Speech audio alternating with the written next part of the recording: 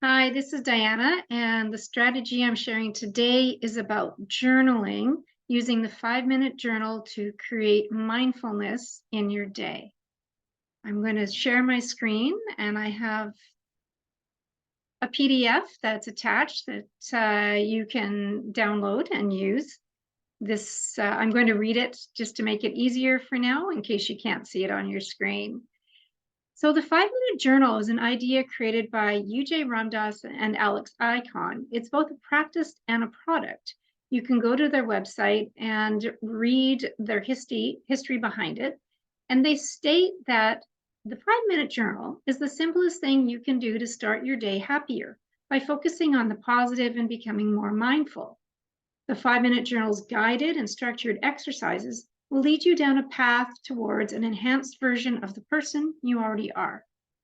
So they have really lovely pre-made journals that have the prompts, and you can buy and order them online, or you can use your own journal if you'd like. This process has two parts. The first is in the morning. You're in bed, you wake up, you give yourself a couple of minutes extra time before you have to get ready for your day. Grab your journal, and your prompts are, what are 3 things I'm grateful for? They can be anything. Remember, they don't have to be wild, vivid, or amazing ones. It could be as simple as, I'm grateful for air. I'm grateful for windows that I can see the sun. I'm grateful for my blanket. I also add myself just a mental or sometimes a verbal prompt about appreciation of that, what I'm grateful for. So for example, if I'm grateful for my bed, I'll add, and I appreciate that when I sleep on it, I get a really restful sleep because it's a comfortable bed. Deepens your gratitude and puts you more into the moment. The next prompt is 3 things that will make today great. I love that word, making today great. It has you set intention. What am I going to see about my day that will be great?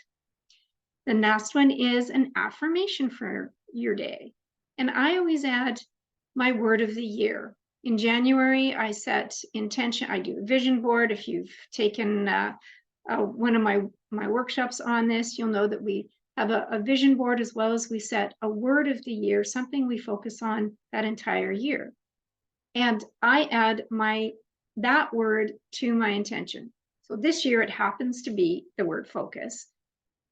So I could say I set intention and affirm that today is going to be amazing. And when I write my articles, I'm going to be focused on ease and clarity.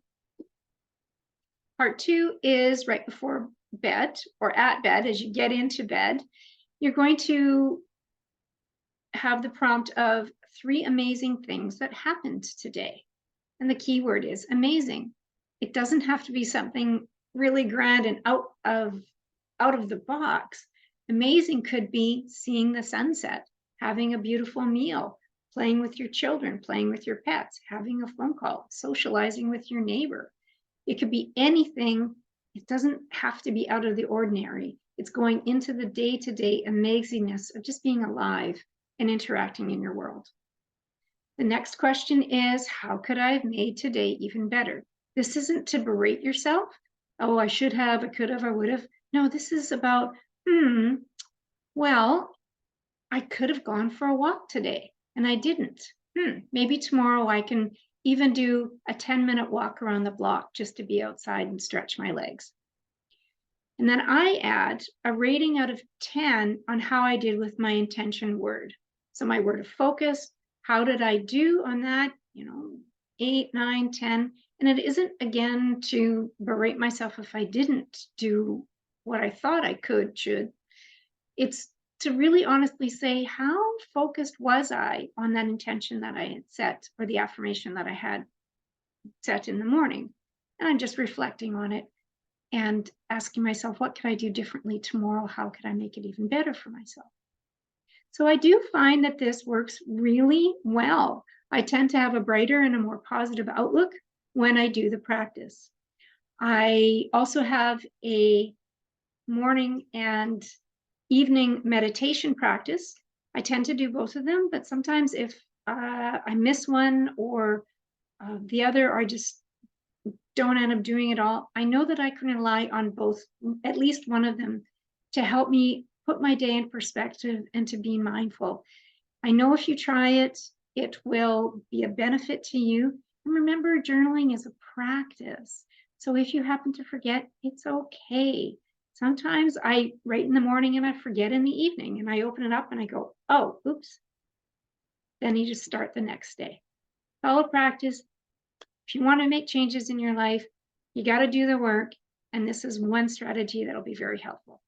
Talk to you soon.